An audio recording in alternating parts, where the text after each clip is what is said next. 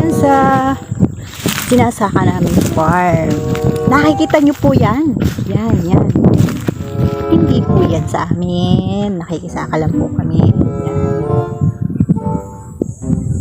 Ang ganda dito, oh. Tignan nyo.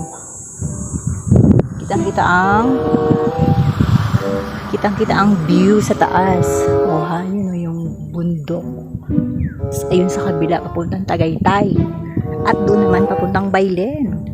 At dito naman, syempre, sa Laymalubog. At ayan yung mga bagong tatanim na dwarf coconut.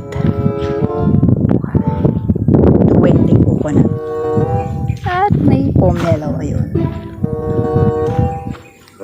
At ayun, si Kawandar partner in life. Ang lalim ng kanyang iniisip.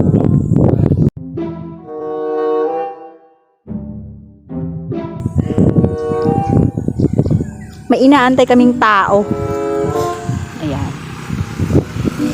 Kaya nandito kami ngayon. Ang inaantay po namin si Ma'am. Kasi para malaman namin kung saan itatanim itong mga dwarf coconut. O ha? Duwending coconut. Coconut, the coconut nut is a big nut. If you eat a nut, you get very fat. O ha? So, ngayon ay sobrang init sa Pilipinas. Ay, summertime.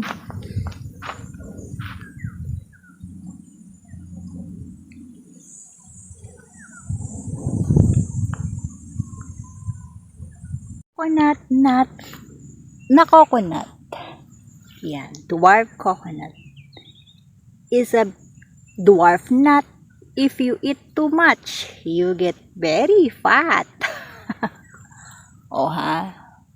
Dwarf coconut. We have to plant it, but as of now, summertime, so we have to put here in the a little bit shaded. Oh, ha? And this is pomelo.